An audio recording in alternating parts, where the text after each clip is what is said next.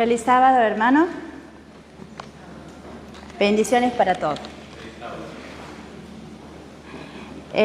Hoy vamos a terminar la segunda parte del que empezamos la semana, el sábado pasado. ¿Recuerdan el título ¿se acuerdan cómo se llamaba? Cristo ora por sus discípulos, ¿verdad? Hoy vamos a ver la segunda parte.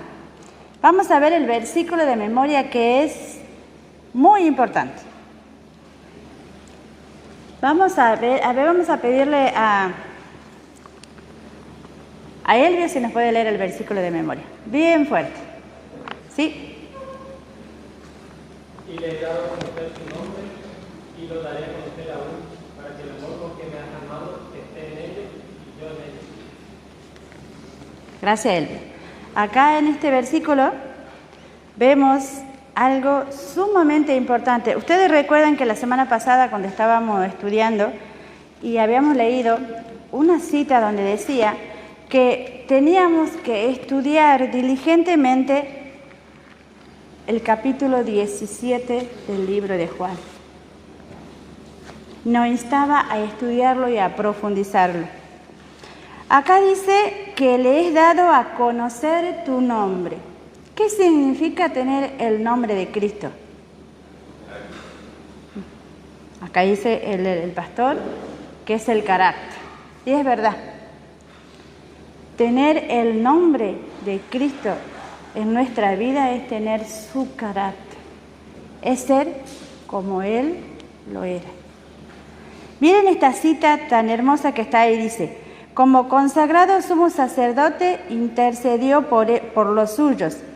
Como fiel pastor reunió a su rebaño bajo la sombra del Todopoderoso, en el fuerte y seguro refugio. A él le aguardaba la última batalla con Satanás y salió para hacerle frente. Acá en esta cita, ¿vemos el carácter del Padre en Jesús?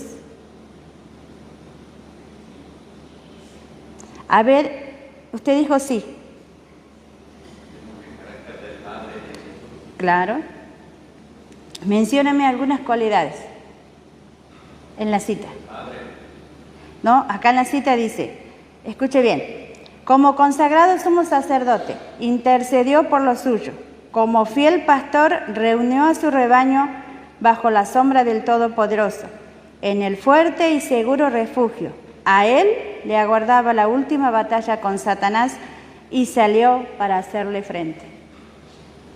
¿Cómo yo veo acá en esta cita el carácter del Padre en Cristo?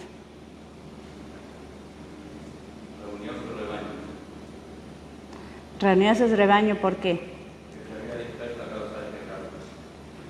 Porque, sí, pero había algo más, porque había amor en Cristo. Él estaba reflejando el carácter de su Padre y había amor hacia ese rebaño que él tenía.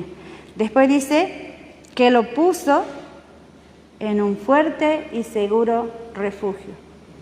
Solo lo hace aquel quien ama. Nosotros como padres, cuando nuestros hijos son pequeños, siempre estamos ahí, más cuando empiezan a caminar, siempre estamos ahí, ¿verdad? Latente, ahí, viendo que no se caigan, que no se golpeen, que no le pase nada, ¿verdad? Y aún cuando son grandes también, estamos ahí. ¿Por qué? Porque lo amamos. Si fuera por nosotros, lo tuviéramos ahí protegido con nuestras vallas, ¿verdad? Y así es Cristo. Así es el carácter del Padre también. Después dice algo muy importante en la primera parte de la cita. Intercedió por ellos. Y es intercediendo por nosotros. Hay una cita que a mí me encanta, que está en Primero Escrito. Dice que cada vez que nosotros confesamos nuestro pecado, pedimos perdón, creo que todas las conocen, pues siempre se la mencionan. Dice que Cristo quema sus manos. ¿Y qué dice? Mi sangre, Padre, mi sangre, está intercediendo por nosotros. Y hoy vamos a desarrollar esa partecita, una pequeña parte de lo que Cristo hizo acá. porque la otra parte la está terminando allá en el santuario. Y la va a terminar de completar cuando Él venga. Bien, ustedes saben que hay diversidad de dones, ¿verdad? Muchos dones. Y algunos los tienen pocos, otros muchos. El Señor nos ha dado a diferentes dones a cada uno. A algunos le ha dado 3, a uno le ha dado 4, a uno 5, a uno le ha dado 1, pero todos tenemos dones. Pero dice que nosotros debemos tener unidad de espíritu, de propósito y de creencia. A pesar de que tengamos dones diferentes, debemos tener esas 3 cosas. Unidad de espíritu, de propósito y de creencia. Ahí es donde se manifiesta la verdadera unidad. Ustedes saben que esa unidad que Cristo nos pide a través de este versículo que hemos leído, solamente la tienen aquellos que están impregnados con el amor de Cristo. Solamente aquellos que han dejado que el carácter de Cristo more en su vida, lo demuestran y manifiestan eso. Si en nosotros, como pueblo de Dios, como iglesia de acá del Faro, no tenemos esas 3 cosas, es porque nos falta esa relación con Cristo, nos falta lo esencial, que es el amor de Dios en nuestros corazones. Bien, vamos a desarrollar la escuela sabática. Vamos a ver Juan capítulo 17, versículo 11. Vamos a pedirle a Ezequiel si nos puede leer. Y pastor, usted puede leer versículo 21 al 23 de Juan 17.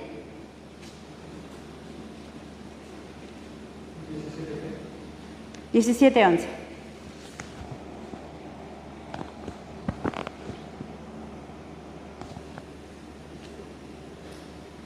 Y yo no estoy en el mundo, pero ellos están en el mundo. Y yo diré, Padre Santo, a los que me han dado, guárdalos en tu nombre, para que sean uno, así como nosotros.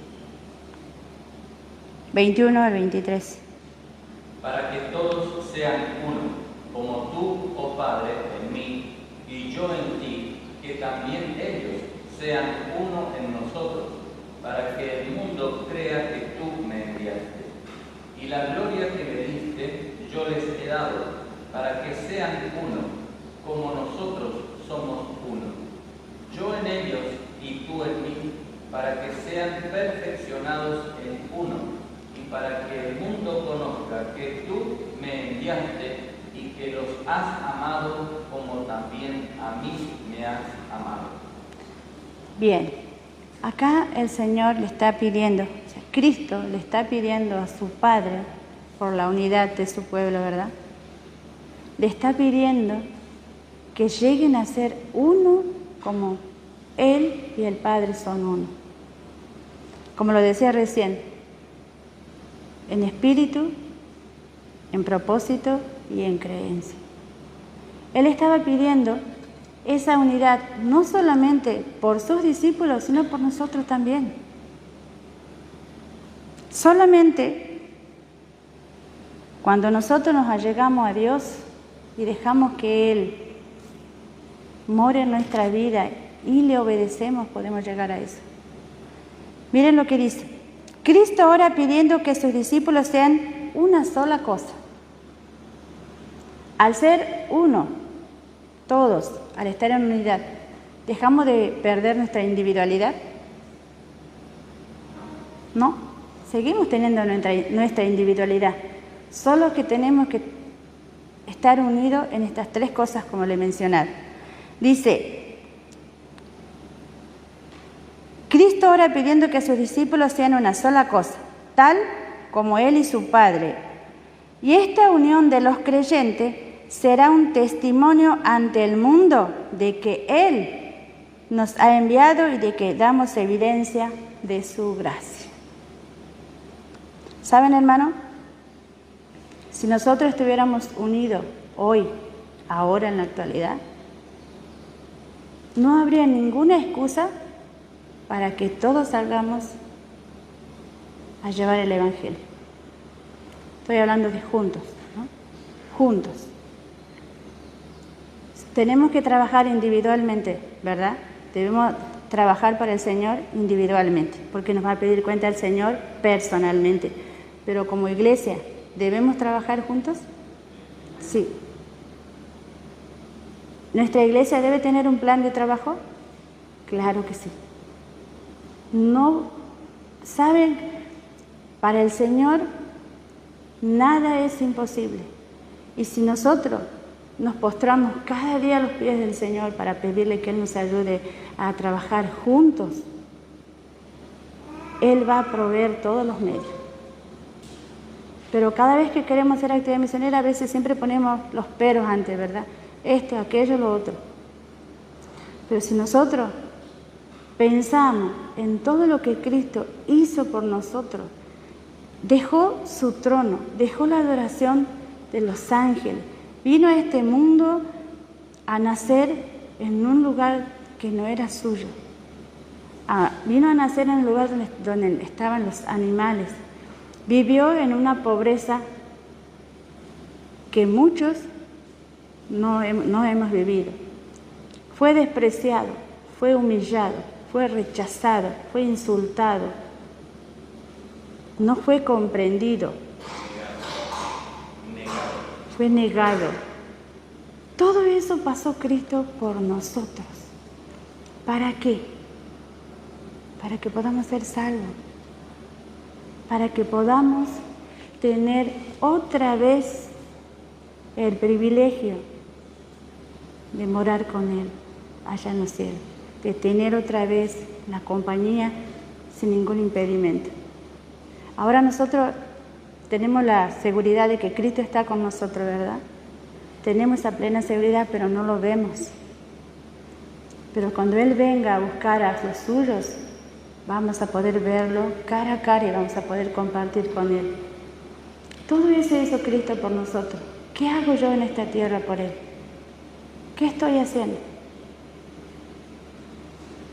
Es una pregunta para que reflexionemos, ¿no?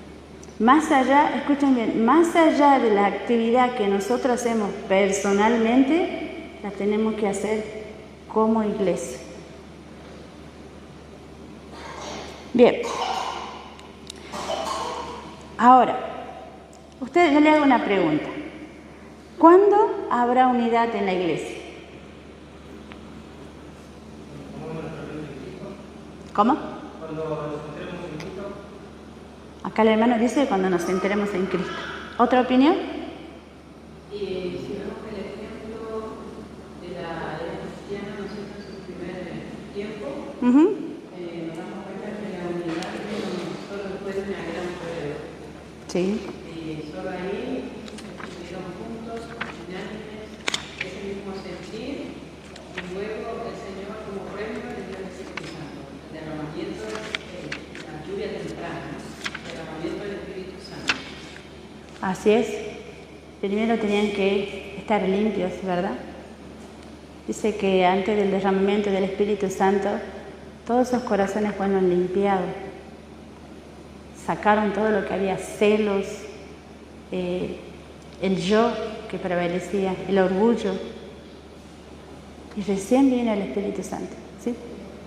Esta mañana estuve escuchando y también ustedes lo pueden haber escuchado, estaba en la radio, un predicador estaba hablando de eso precisamente, y me llamó la atención porque justo yo en TV Naciones y escuchando, él estaba diciendo que nosotros nos vamos a pasar la gran prueba de la ley bíblica si nosotros tenemos el Espíritu Santo. Por tanto, el Espíritu Santo tiene que ser derramado antes de la gran prueba.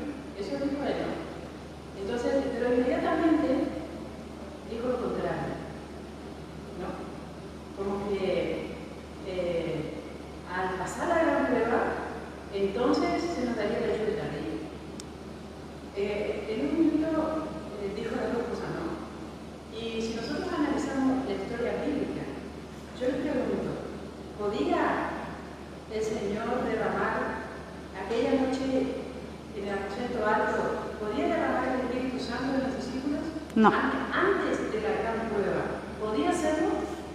No.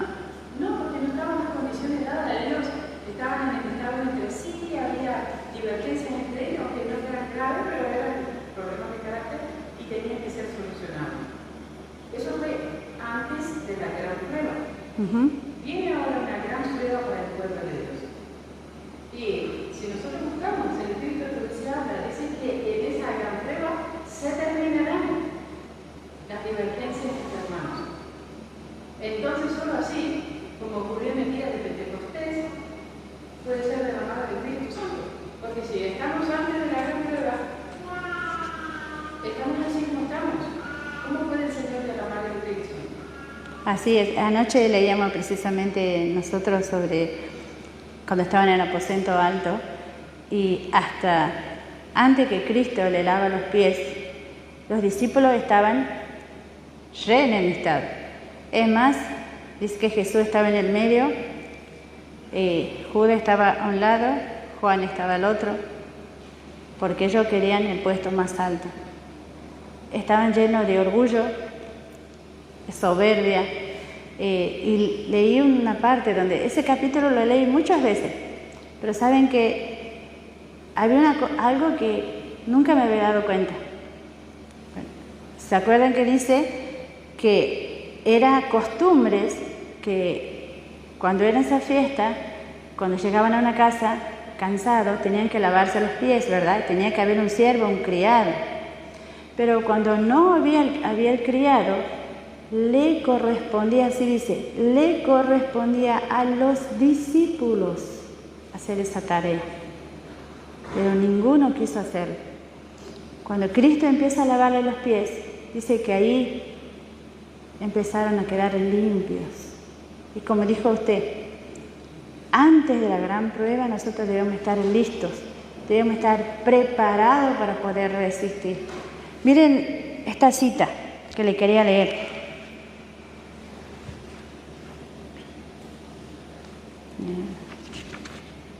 Dice, cuando los hombres no están vinculados por la fuerza o los intereses propios, sino por el amor, manifiestan la obra de una influencia que está por encima de toda influencia humana. Donde existe esta unidad, constituye una evidencia de que la imagen de Dios se está restaurando en la humanidad, que ha sido implantado un nuevo principio de vida. Muestra que hay poder en la naturaleza divina para resistir a los agentes sobrenaturales del mal y que la gracia de Dios subyuga el egoísmo inherente en el corazón natural. Solamente cuando está implantado ese amor en nuestro corazón. Este amor manifestado en la Iglesia despertará seguramente la ira de Satanás.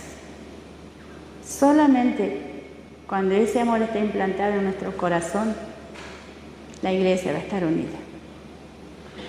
Dice, mire lo que dice. Acordaos de la palabra que yo os he dicho. No es el siervo mayor que su Señor. Si me han perseguido también a mí, también a vosotros os perseguirán. Si han guardado mi palabra, también guardarán la vuestra. Mas todo esto harán por causa de mi nombre, porque no conocen al que me ha enviado. Nosotros estamos tranquilos ahora. ¿Saben por qué? Porque no estamos haciendo nada. No estamos haciendo nada. Y Satanás está tranquilo porque nos tiene en su red. ¿Verdad? Sí. Sí, entonces queda claro de que cuando uno no es perseguido por el diablo, por sus agentes, es porque justamente el diablo no está enojado con él. Pero cuando es perseguido, cuando es molestado, entonces hay una evidencia. Nosotros a veces pensamos que si está todo bien es porque le agradamos a Dios y y está todo bien. Pero acá lo que acabamos de leer y escuchar es que cuando hacemos la voluntad de Dios, el que se enoja es el diablo y el que ataca es el diablo, entonces ahí hay una señal. Pero también podemos interpretar mal, si nos atacan, si estamos siendo, como le pasó a Jesús, con todas las cosas que él vivió, entonces lo que estamos mal somos nosotros. Podemos interpretar así. Nos atacan, hablan mal de nosotros, nos insultan, hacen todo lo que pueden contra nosotros y el que observa de afuera dice que está mal de él, por algo le está pasando eso. Pero la cita dice lo contrario, que cuando uno es atacado, cuando uno es despreciado y todo lo que el mismo Cristo padeció, entonces porque el diablo está enojado porque está queriendo hacer la voluntad de Dios o ama a Dios. Esa es la diferencia que tenemos que notar nosotros cuando juzgamos a alguien. A veces juzgamos como le pasó a Job. Él estaba siendo atacado y todos los que lo miraban le echaban la culpa que él era el culpable. Y Dios había dicho que él era un hombre justo. Así es, pero hay una gran diferencia también, pastor, que pueden ser atacados, los hijos de Dios son atacados, ¿verdad? Pero cuando son atacados por causa de Cristo e injustamente, esa persona, ese hijo de Dios, reacciona como reacciona Cristo. Es más, ora por a quien que lo ha atacado. ¿Por qué? Porque esa persona que está acusando injustamente y está persiguiendo al otro, si yo siento ese amor que Cristo ha puesto en mi corazón, si tengo el mismo amor de Cristo, no voy a enojarme con ella.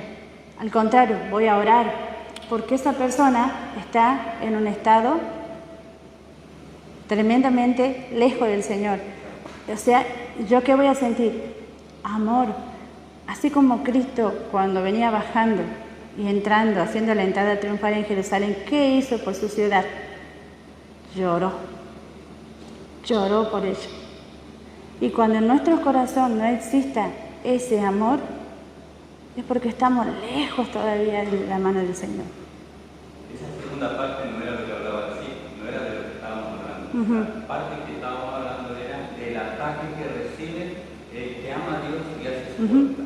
Por eso. La otra es lógica. Si uno es cristiano, va a actuar como cristiano. Si no lo es, se va a ver también. Así. Por eso es la diferencia entre el verdadero Hijo de Dios y en aquel que dice solamente ser. Dice, si nos allegamos a Dios individualmente, ¿no veis cuál será el resultado? ¿No podéis ver que nos acercaremos unos a otros? No podemos acercarnos a Dios y a la misma cruz sin que nuestros corazones se unan en perfecta armonía. Y eso es lo que nos falta ahora a nosotros. Pareciera una contradicción con la cita que se están viendo los últimos días, que dice, ¿esperáis que se reavive toda la iglesia? Ese día nunca llegará. No. Entonces, por eso el Señor nos pone en el contexto de una realidad, ¿no? De cómo es, cómo fue y cómo va a ser, para Así que nos es. ubiquemos, porque si no nosotros juzgamos mal. La idea es tener todo el contexto y las citas y la Biblia para poder ubicarnos a la hora de tener que juzgar, porque si Así no es. juzgamos mal, el Señor dice, si vas a juzgar, juzgar correctamente. Si no, no lo hagas. Exactamente. Es el punto de Dios. Así es. Bien, vamos a ver ahora versículos 13 y 14 del capítulo 17 de Juan. Hermana Diana, ¿usted puede leer? 17, 13 y 14. Vamos a ver qué dice Cristo acerca de sus discípulos que están en el mundo. Pero ahora voy a ti y hago esto en el mundo, para que tengan mi gozo cumplido en sí mismos. Yo les he dado tu palabra, y el mundo los aborreció, porque no son del mundo, como tampoco yo soy del mundo. ¿Qué habían hecho sus discípulos? ¿Qué le había dado Cristo? El versículo 13 dice, ¿qué le había dado Cristo? Versículo 13, perdón. 14. ¿Y qué más le había dado en el 14? Le había dado su palabra. ¿Y qué habían hecho sus discípulos? La habían guardado su palabra. Estos discípulos, como nosotros, tuvieron y nosotros tenemos el privilegio de haber sido llamados, de haber sido apartados, ¿verdad? Dios nos ha dado el privilegio de conocer su palabra, de conocer su verdad. Y nosotros somos el que decidimos guardar la palabra como lo hicieron los discípulos. Es un privilegio que no muchos lo tienen. Acá dice que Jesús oraba por sus discípulos porque estaban acá en el mundo, pero dice que ellos no participaban de las obras del mundo. Y eso es lo que nos falta a nosotros. Hablo en primera persona. Eso es lo que nos falta a nosotros. No hacer las cosas que hace este mundo. Hay una cita donde habla que en el pueblo de Dios, si nosotros queremos conocer cómo está la condición del pueblo actual, debemos estudiar la historia del pueblo de Israel. ¿Y qué es lo que había en el pueblo de Israel? Constantemente, ¿se acuerdan que? Murmuración. Exactamente, murmuración. Lo que estaban ahí alrededor, dice que la clase que estaba fuera del campamento era la que constantemente estaba murmurando. Y eso era algo que lo apartaba del Señor. Entonces, acá dice, estaban en el mundo, pero no participaban del espíritu del mundo. Quiera Dios, hermanos, que nosotros cada día vamos aprendiendo eso. Ahora se vienen las fiestas, ¿verdad? Ya está terminando este año.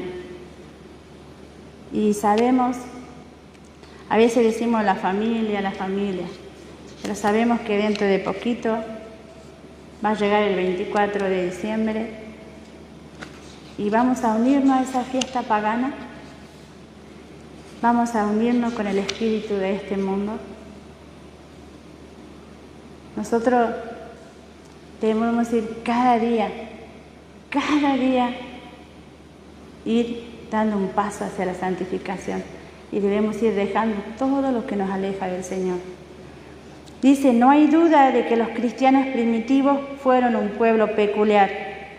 Su conducta intachable y su fe inquebrantable constituían un reproche continuo que turbaba la paz del pecador. He aquí un motivo por el cual podían ser perseguidos. Dice, su conducta intachable y su fe inquebrantable eran un reproche. ¿O acaso cuando nosotros hemos estado en un grupo de amigos, no se burlaron por nuestra forma de vestir, por nuestra forma de hablar, por nuestra forma de comportarse? ¿Saben por qué? Porque la actitud de un verdadero cristiano incomoda al otro. Y como no tienen cómo reprocharle, se burlan. Dice, aunque pocos en número, escasos de bienes, sin posición ni título honorífico, aterrorizaban a los obradores de maldad donde quiera que fueran conocidos. Su carácter y sus doctrinas, por eso los odiaban los impíos, como Abel fue aborrecido por Caín. Por su forma de ser, por su carácter. Por eso eran odiados. Es lindo saber que cuando nosotros podemos llegar a una casa de alguien y por el solo hecho de adorar a Dios, infundimos respeto, hasta por la forma de hablar. No sé si a ustedes les pasó que cuando ustedes fueron a casa de algún familiar, de algún conocido, ellos se cuidan sus palabras de hablar porque ahí está un hijo de Dios. No sé, ¿no les pasó nunca eso? Cuidado, no, ahí está la abuela o ahí está la hermana. Cuidado con lo que hablas, tené cuidado. ¿Por qué? Porque ahí hay un verdadero hijo de Dios. Si dicen alguna palabra fuera del lugar, se disculpan inmediatamente. Así es. Me quedo con esta parte de la cita donde dice, aunque pocos en número y escasos en bienes, aterrorizaban a los obradores de maldad por su forma de ser. No hacían nada, pero eran el terror de los obradores de maldad. Porque la pureza y la santidad del carácter de éste constituían una reprensión constante para su egoísmo y corrupción. Desde el tiempo de Cristo hasta hoy, sus verdaderos discípulos han despertado el odio y la oposición de los que siguen con deleite los senderos del mal. No nos desalentemos ni nos pongamos mal cuando muchas veces nosotros hagamos el bien al otro y nos acusen con el dedo, nos señalen. Ahí nos vamos a dar cuenta que sí estamos haciendo la obra del Señor. Solamente vamos a ser perseguidos verdaderamente cuando estemos haciendo la obra del Señor y estemos demostrando con nuestra vida el carácter de Cristo. Nunca nos olvidemos qué es lo que hacía el Señor cuando estuvo acá en esta tierra. ¿Qué hacía el Señor cuando estuvo en esta tierra? Servía continuamente. Dice, nosotros tenemos un libro de los niños y a uno de mis niños siempre le gusta ver esa parte y dice que Jesús hasta dejaba de comer para darle, dice que él iba por la calle con su alimento y le daba al que estaba sentado y se quedaba sin comer. Y le digo, Ramírez siempre está mirando y él me señala, o sea que le vuelve a repetir lo que Jesús hacía. Y va y abre justo en esa parte y me hace que le señale.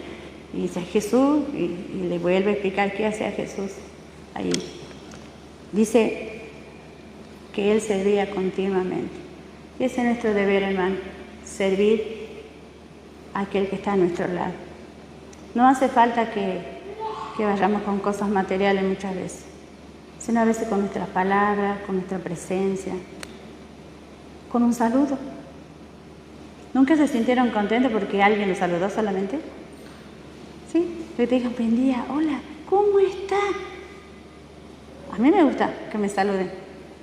Y si a veces pasa algo, digo, ay, ¿qué ha pasado? No me ha saludado. ¿Qué le habré hecho? Y cuando viene me dice, hola hermana, ¿cómo está? Hola Graciela. Ay, que me vuelve el alma al cuerpo, como se dice. Porque a veces solamente con un saludo le alegramos el día a una persona. Y eso es nuestro deber, hermano, servir continuamente. Sí. Quizás teniendo una visión completa del ministerio de Cristo, vemos en él un médico, un educador, un predicador. Y todo esto lo hacía en función al servicio, todo. También en el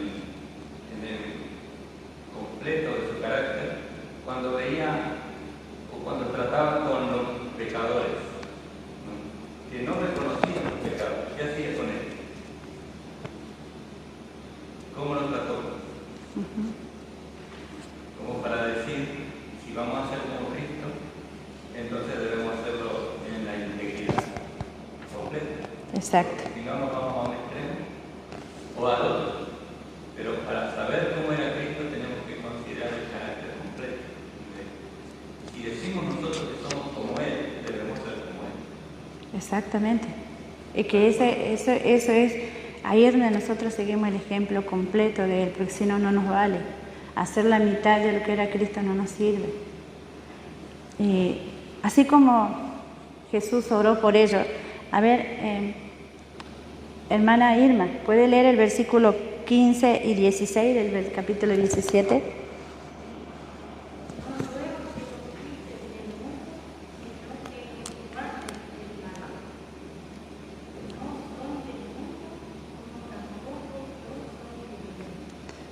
Acá Cristo seguía intercediendo por sus discípulos. Le pedía que sean guardados del mal. Los pedía que los guarde del mal. ¿Saben por qué? Aparte de que lo amaba, porque ellos tenían una misión que cumplir. Ellos tenían que hacer la misma misión que Cristo había venido a hacer. Una vida de servicio. Y es la misma misión que la tenemos que hacer nosotros. La misma, una vida de servicio. Dice, por su propio ejemplo el Salvador ha demostrado que sus seguidores pueden estar en el mundo y con todo y no ser del mundo. Cristo vino a hacer la voluntad de su Padre, ¿verdad? Vino a buscar, a salvar a los perdidos. Esa fue la misión de Cristo. Y esa es nuestra misión. Buscar el que está perdido. Pero tenemos que tener en cuenta una cosa. No solamente están perdidos aquellos que no conocen de Él. También pueden estar perdidos aquellos que dicen conocerlo, ¿no? Y también es nuestra misión buscarlo a ellos. Ese es nuestro deber, hermano. Cuando nosotros estemos unidos con Cristo, vamos a sentir ese amor por aquellas almas que están perdidas. Vamos a dejar de ser como el sacerdote y como el levita en la parábola del buen samaritano. Y vamos a llegar a ser como lo fue el samaritano. Buscar aquello que está dañado, aquello que está abandonado, aquello que está despreciado. Dice, no hay suficientes cristianos verdaderos en el mundo. La iglesia nos necesita. Acá Jesús, mire, voy a volver a leer los versículos que leyó la hermana. No ruego que lo quites del mundo, sino que los guardes del mal. Jesús sabe que estamos en el mundo, expuestos a sus tentaciones, pero nos ama. Nos impartirá su gracia para que triunfemos sobre sus influencias corruptoras. Él quiere que seamos perfectos de carácter para que ningún desvío nuestro ocasione deformidad moral en los demás. Eso también tenemos que tener cuidado nosotros. Es como nosotros como las madres, ¿verdad? A veces nos enojamos porque decimos, no sé a quién habrá aprendido, pero a veces si analizamos nos damos cuenta que hacen lo mismo que hacemos nosotros. Yo a veces a Ramiro le digo, no la traté así a la perra, pero me doy cuenta que yo la reto así a la perra, cuando no me hace caso. Y a veces tenemos que tener cuidado de eso. Nuestros malos actos produzcan deformidad en el otro. Vamos a ver ahora Juan 17:17. Vamos a pedirle al hermano Nicolás que nos lea. Y Juan 8:32 le vamos a pedir a la hermana Silvia. 17:17. Juan. 8:32, hermana Silvia.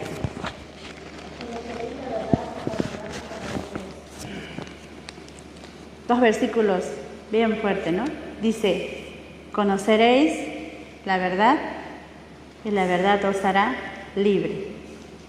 Y acá en la oración de Jesús, ¿qué vemos? ¿Cómo dice el versículo, hermano? Santifícalos en tu verdad. ¿Quién es la verdad? La palabra. Su palabra. Jesús dijo, yo soy el camino, la verdad y la vida. Si nosotros cada día nos santificamos en Cristo, en su palabra, vamos a ser libres, hermanos. Libres del mal, libres del orgullo, libres de la soberbia, libres del desánimo, libres del descontento. Cuando nosotros conozcamos cuál es nuestro deber y los pongamos en práctica.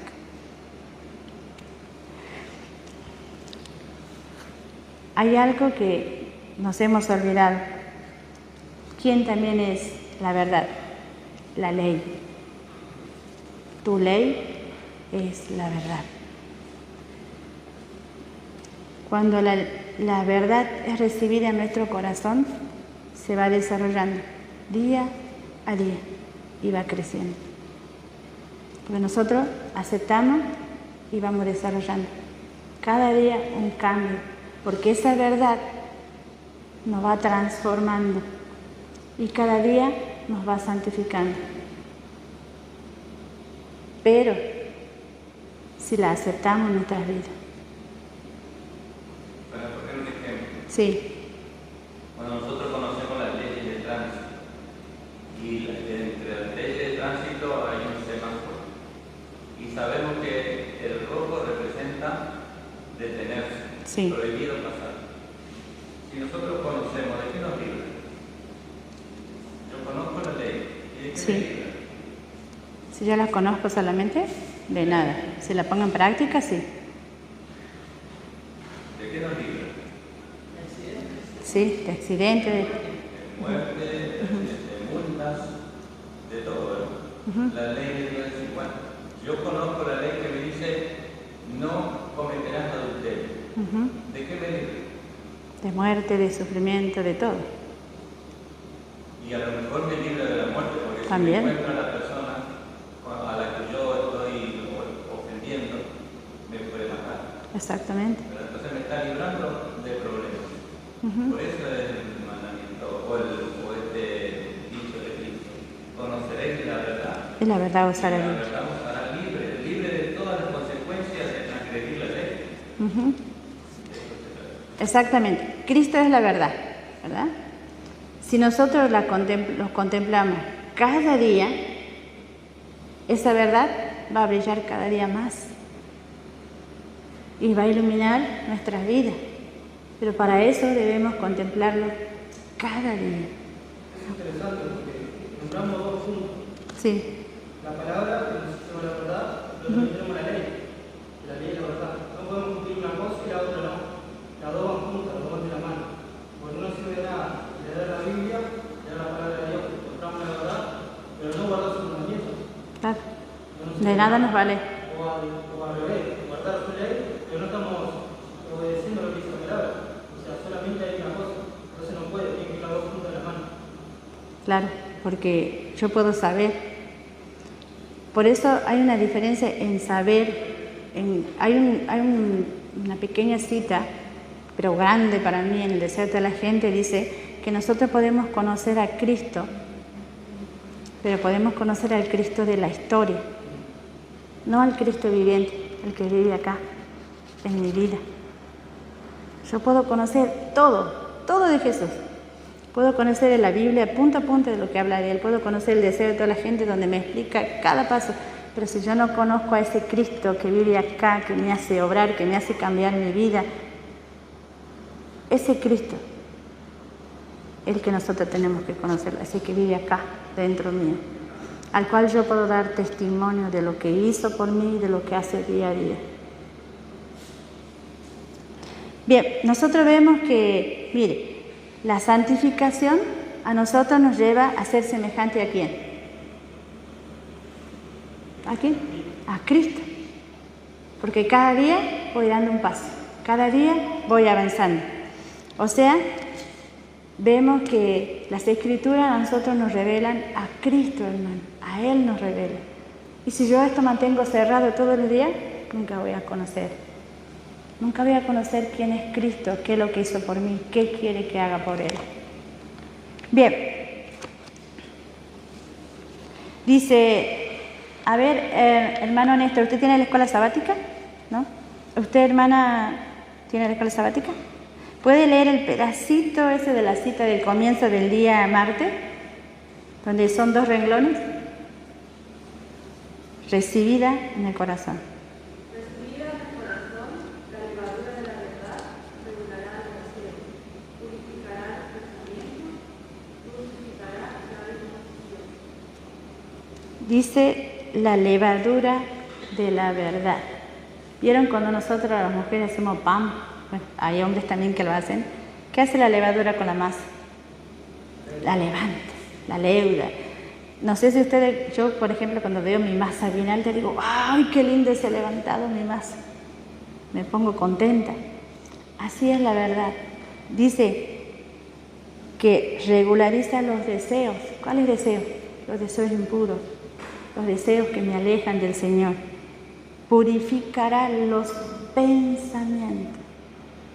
Nunca se han levantado con pensamientos que nos atormentan, pero malos, que ahí lo tenemos en la cabeza y nos taladran esos pensamientos. Pero miren lo que dice, purificará los pensamientos. ¿Saben por qué?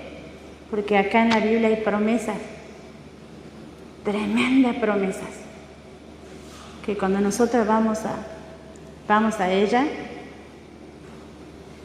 nos limpia de esos malos pensamientos. Y dice, dulcificará la disposición. Dulcificará nuestras vidas, nuestras formas de ser. La palabra de Dios ha de tener un efecto santificador en nuestra relación con cada miembro de la familia humana. ¿Vieron lo que dice? Ha de tener un efecto santificador en nuestra relación con cada miembro de la familia humana. No dice con algunos, con aquel que me cae bien, no, con cada uno, como lo hizo Cristo, como dijo el pastor hace rato. ¿Cómo trataba Jesús a un pecador? ¿Cómo trataba Jesús a aquel que lo rechazaba y lo quería humillar? Lo trataba igual que aquel que lo aceptaba, porque también lo amaba.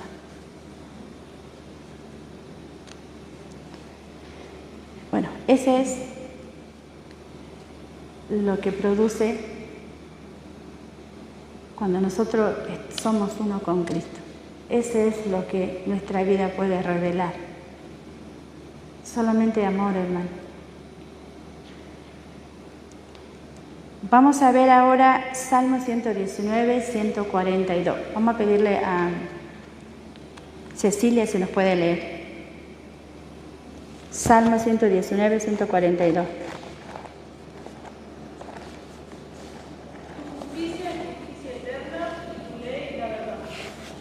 Dice, tu justicia es justicia eterna y tu ley, la verdad.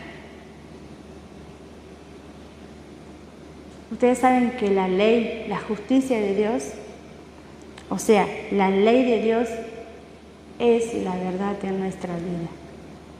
O sea, la ley no solamente contiene la verdad, sino la esencia misma de la verdad. Y eso es lo que a veces nosotros no nos damos cuenta. No nos damos cuenta que esa ley es una esencia de lo que es Cristo. Si Cristo es la verdad, si Cristo es amor, la ley también es amor para nosotros. Hace rato usted dijo que la ley del tránsito muchas veces si cumplimos esas leyes nos va a librar de la muerte, de accidentes, ¿verdad? Así la ley también en nuestra vida nos libra de tantas cosas, hermano. Nos libra, nos quiere librar, mejor dicho, porque está puesta para librarnos, para hacernos libres. Yo ya tengo 53 años y si hubiera escuchado la voz del Señor en mi juventud, de cuántos dolores no me hubiera librado. Y hubiera librado a mis hijos también. Si hubiera estado atento a lo que la Biblia decía, me hubiera librado de muchas, pero muchas perplejidades en mi vida. Y a veces tenemos que pasar ciertas situaciones para entender que la ley de Dios es la verdad y es vida. Porque es vida, no solamente en esta tierra, sino en la venidera. Y eso es lo que Cristo quiere, que nosotros no solamente tengamos vida al lado suyo acá, sino que nos preparemos para tenerla allá, en esa tierra que todos estamos esperando, en ese mundo, en esa vida que creo que todos estamos anhelando, ¿verdad? Por eso estamos acá, por eso nos llamamos adventistas del séptimo día, ¿verdad? Porque estamos esperando ese advenimiento donde Él fue a preparar esas moradas eternas para aquellos que lo aman y quieran seguir siendo unos con Él como lo fueron en esta tierra. Bien, dice, vamos a ver cómo podemos ser santificados por la verdad. Jesús oró por ello, para que seamos santificados en su palabra, pero ¿cómo podemos serlo? Vamos a ver versículo 19, hermana Rosalía, ¿puede leer? Y 16, 13, ¿puede leer Raquel?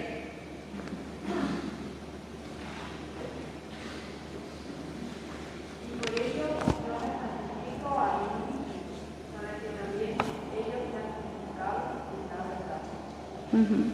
16, 13. Pero cuando la Espíritu de verdad venga, Él los guiará a la verdad, porque no hablará de mí, sino que hablará todo lo que oyere, y os hará saber las cosas que han de venir. Bien, en el versículo 19 dice, para que ellos sean santificados en la verdad. Y en el otro decía,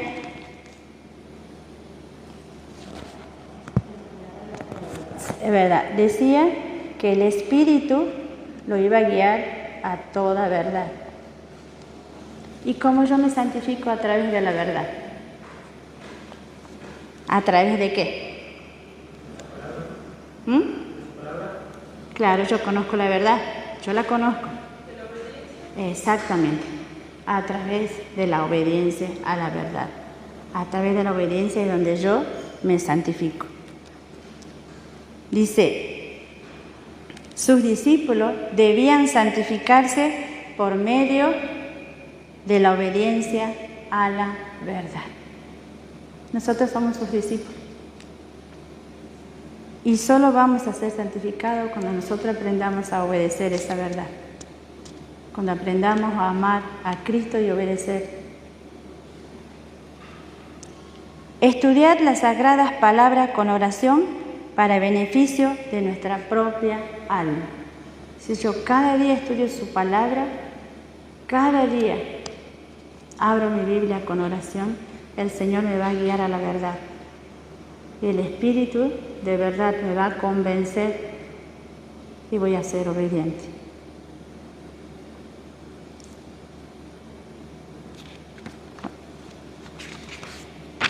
¿Cuántos minutos me quedan, pastor?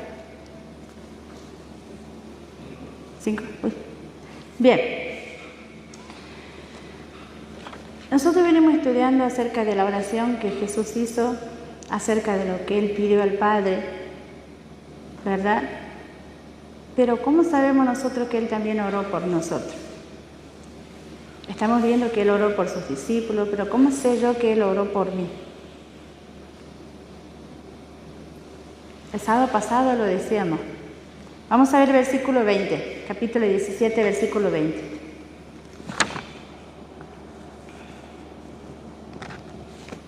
No ruego solamente por esto, sino también por lo que han de creer en mí por la palabra de ellos. Acá lo leemos y acá los comprobamos, ¿verdad? También Cristo oró por nosotros, hermanos. Oró, dice, por aquellos que van a creer. Acá tenemos la seguridad de que Cristo también oró por nosotros, aún antes que nosotros naciésemos. Él ya estaba orando por nosotros. Todo lo que Cristo fue para sus primeros discípulos, desea hacerlo para sus hijos hoy. Todo lo que Cristo fue para ellos, también lo es para nosotros. Él desea hacerlo. Solo nosotros debemos dejarlo para que Él sea eso en nuestra vida. Las palabras habladas a los discípulos son también para nosotros. El Consolador es tanto nuestro como de ellos. El Espíritu provee la fuerza que sostiene en toda emergencia a las almas que luchan y batallan en medio del odio del mundo y de la comprensión de sus propios fracasos y errores. En la tristeza y la aflicción, cuando la perspectiva parece oscura y el futuro perturbador, y nos sentimos desamparados y solos, estas son las veces cuando en respuestas a la oración de fe, el Espíritu Santo proporciona consuelo al corazón. Así como los discípulos estaban tremendamente desanimados, tristes, estaban angustiados, estaban escondidos cuando tuvieron esa gran prueba, cuando Cristo murió, aún así Cristo consoló sus corazones cuando ellos se los pidieron. Y así también puede consolar nuestros corazones, hermanos, solo cuando se los pidan. Solo cuando nosotros vayamos a Él pidiéndole ayuda. Ahí es cuando nosotros le damos permiso al Señor que actúe en nuestra vida. Porque Él sabe lo que necesitamos, sabe lo que angustia mi alma, sabe lo que me separa de Él. Pero Él no puede obrar si yo no se los pido. Porque a cada uno nos ha dotado de libre albedrío. Nunca olvidemos eso, hermano, que Jesús puede ser para nosotros lo mismo que fue para los discípulos en la antigüedad. Lo mismo. Él es nuestro escudo, nuestra fortaleza, nuestro amparo. Él es la roca de salvación, hermano. No nos olvidemos eso. Solamente cuando yo deje a Cristo que more en mi vida, cuando yo deje que Él vaya transformando en mi vida, voy a ir aprendiendo a estar unido con Él y voy a aprender a estar unido con mis hermanos que están a mi alrededor. Acuérdense, no tenemos que esperar que las pruebas nos acosen para que vayamos a Cristo. Ahora debemos hacerlo para que cuando venga la gran prueba nosotros estemos fortalecidos. Cada día, cuando me levanto, no se olviden lo que acabamos de leer. Debo pedirle al Señor ayuda para entender su palabra. Cada día debo abrir la Biblia, que es la palabra del Señor. Que el Señor nos ayude, hermanos, para que aprendamos a ser uno con Cristo, para que podamos también estar unos, ser uno en la iglesia. Que el Señor nos bendiga a cada uno.